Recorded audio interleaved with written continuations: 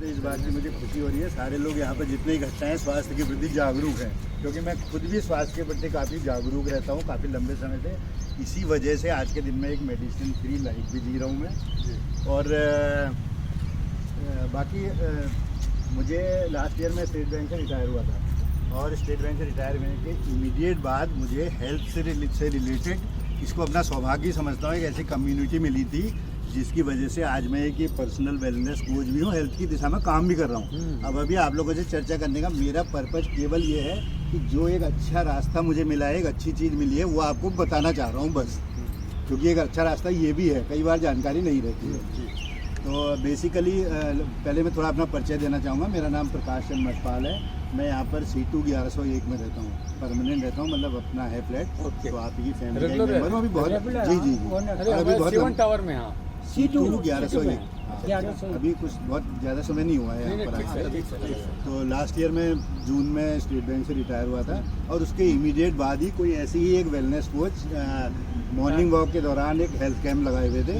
उस कैंप में मैंने भी अपनी चेकअप करा लिया, फिर उन लोगों ने मुझे इनवाइट किया था, बाकी सब चीज़ें मुझसे समझा। तो मेरी समझ में कुछ चीज़ें, एक सबसे पहली समझ में क्या आ गई, क्योंकि ये सर्विस के दौरान ये था कि ज़्यादातर ट्रांसफ़र बहुत फ्रीक्वेंटली होते थे, इस वजह से बच्चों को एक जगह रखा हुआ था, खाने पीने की बड़ी दिक्कत रहती थी। मुझे हमेशा से एक तलाश रहती थी कोई खाने का सब्स्टिट्यूट मिले, तो इसमें कुछ खाने का सब्स्टिट्यूट मुझे दिखाई दिया था, वो हुआ। उसके बाद फिर मैंने किसी बीमारी किसी चीज़ के लिए नहीं किया, उनके बताए इंस्ट्रक्शन पे चलता रहा। और लास्ट ईयर मार्च में मेरी शुगर जो थी 157 आ रही थी फास्टिंग, उससे बड़ा टेंशन भी था। फिर मैं यूट्यूब वगैरह देख रहा था, टेंशन हो रहा था, लेकिन दवा शुरू नहीं की थी। ये था कि अब बीमारियाँ बढ़ती जाएंगी अब। लेकिन कुछ समय के बाद मैंने देखा, जब करीब 4-6 महीने बाद, इसमें आने के 3-4 महीने बाद नॉर्मल आई हुई थी, जबकि कोई उसके लिए अलग से कुछ काम नहीं किया। अब थोड़ा सा मैं ये चर्चा करना चाहूँगा कि हेल्थ की जहाँ तक बात है, हम लोग बीमारियाँ जब बीमार होते हैं तब दवाएं लेते हैं, दवाएं तब लेते हैं जब बीमार होते हैं। और बीमारी जो चीज़ हमने सीखा है वो खान पान में गड़बड़ के कारण होती है। वो खान पान में गड़बड़ में क्या कह सकते हैं हम, कि जैसे कार, पेट्रोल और ये स्कूटर, सारी चीज़ों को फ्यूल की ज़रूरत पड़ती है, डीजल, पेट्रोल वगैरह। तो हमारी बॉडी का फ्यूल होता है न्यूट्रिएंट्स, जैसे protein, fibre, carbohydrate, vitamin, mineral, ये सारी चीज़ें होती है, ये हमें मिलती है खाने से।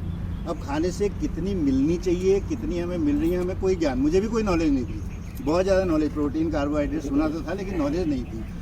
अब जितनी मिलनी चाहिए और जितनी मिल रही है, आज से कई साल पहले तो खाना फिर भी बढ़िया था, क्योंकि ज़मीन ज़्यादा थी, लोग कम थे। तो बाद में धीरे धीरे लोग बढ़ गए, ज़मीन उतनी रही, तो केमिकल्स वगैरह यूज होने लगे, खाने की क्वालिटी और तरह से गिरी है, उससे न्यूट्रिएंट्स जो हैं और कम होते चले गए। तो जो न्यूट्रिएंट्स बॉडी को मिलने चाहिए और जो मिल रहे हैं, उनका जो डिफरेंस होता है, उसकी वजह से बॉडी में एबनॉर्मलिटीज़ आने लगती हैं। वही एबनॉर्मलिटीज़ छोटी मोटी बीमारियों के रूप में दिखती हैं, BP, sugar, thyroid, uric acid, जो भी है। हम लोग जो काम करते हैं बीमारियों के ऊपर नहीं करते, केवल उस चीज़ को, कमियों को दूर करने के ऊपर करते हैं।